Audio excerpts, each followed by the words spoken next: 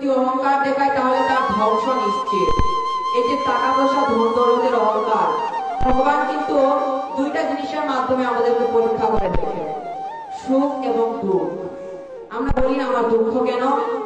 জানেন, কুরুক্ষেত্রের রণাঙ্গনে যখন যুদ্ধ শেষ হয়ে গিয়েছিল তখন এই যে কুন্তী দেবী, কুন্তী কিন্তু ভগবানের ফুফু, আপনারা তো জানেনই শ্রীকৃষ্ণের ফুফু কিন্তু দেবী কুন্তী।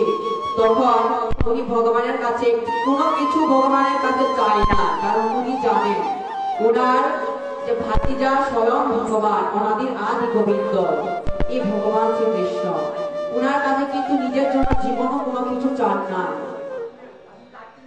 উনি ভগবান যেদিন দ্বারকায় প্রস্থান করছেন ওই দিন ভগবানকে বলছেন, হে কৃষ্ণ, হে মাধব, তোমার কাছে আজকে আমি একটা জিনিস চাইবো বাবা, তুমি কি আমাকে সেটা দিবে?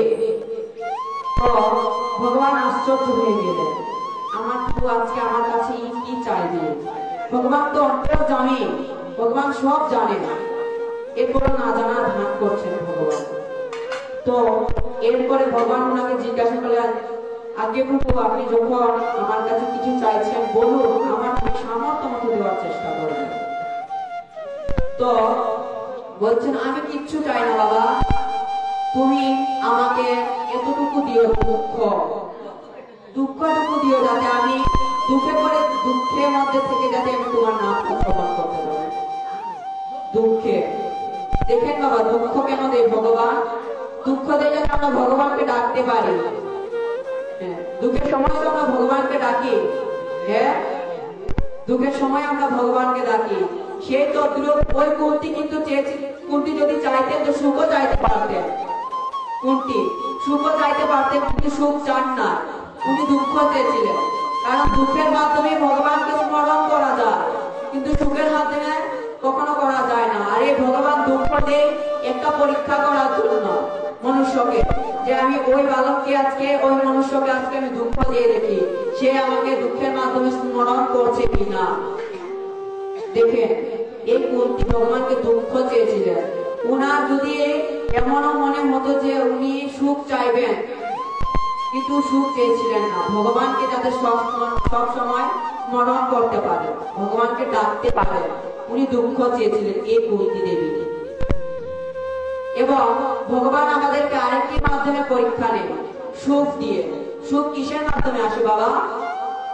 সংসারে সুখ, টাকা পয়সা আসলে সুখ আসে না, আরো কিছু থাকা লাগে সংসারে। ভগবান সুখ দিয়ে কেন জানেন? মনুষ্যকে ভগবান জানেন যে আমি সুখ দিব কিসের জন্য, শ্রবণ করব। ভগবান একজন মনুষ্যকে সুখ দিয়ে যখন যে উনি পরীক্ষা নেন, দেখি যে ওই মনুষ্যটাকে আমি সুখ দিয়ে দেখি, ধর আপনাকে টাকাই দিল ভগবান, এমন আশ্চর্য ধন দিল ভগবান, ধনের মাধ্যমে তো সুখ পাবে উনি, টাকা দিল, টাকা দিয়ে ভগবান দেখছেন যে উনি ওই টাকার মধ্যে ডুবে থাকছেন না, আমার নামটা শ্রবণ করছেন। ওই ভগবান সুখ দিয়ে দেখছেন যিনি সুখের মাধ্যমে ভগবান ডাকছেন না, সুখের মধ্যে সুখেই বিভোর, সুখ পেয়ে কি কোনো লাভ না? ভগবানের কাছে কি চাইবেন না বলুন তো? দুঃখ চাইবেন যাতে ভগবানকে আপনারা ডাকতে পারেন, সুখ চাইবেন, কিঞ্চিত মাত্র সুখ চাইবেন, সংসারে শান্তিতে যাতে থাকতে পারেন, ভগবানের নামটা যাতে শ্রবণ করতে পারেন। আপনারা এই সংসারে যদি সুখ থাকে, কিঞ্চিত মাত্র যদি ভগবানের ভজনা করে যদি সুখ থাকে, তাহলে সেটাই ওকে। কারণ যদি সংসারে যদি কারোর মধ্যে অহংকার চলে আসে, তাহলে সংসারে সুখ বিরাজ করে না, সেটা ধ্বংসের কারণ হয়ে যায়।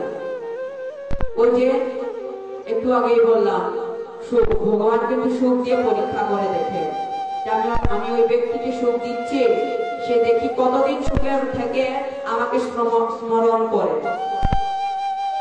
তবে আমি সব মানুষকে বলছি না যারা সুখের মাধ্যমে আছে, কিছু কিছু মানুষ এমন আছে যারা ভগবানকে স্মরণ করে সুখে থেকেও, ওরা ভগবানকে ধন্যবাদ জ্ঞাপন করে যে হে ভগবান, তোমার কৃপায় আমি আজ এইসব কিছু পেলাম, তোমাকে কিন্তু আমি কোনো সময় ভুলবো না, তোমার কৃপায় আমি আজ এতটুকু অবস্থানে উঠতে পেরেছি, তোমার কৃপায় আমার আজকে এই জায়গা। যদি ভগবানের কৃপা না থাকতো তাহলে সে কি ওই জায়গায় যেতে পারতো? কোনো সময় যেতে পারতো না।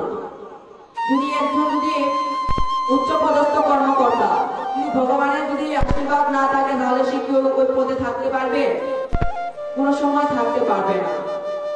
আসল কথা হলো ভগবানের ভজনা করতে হবে।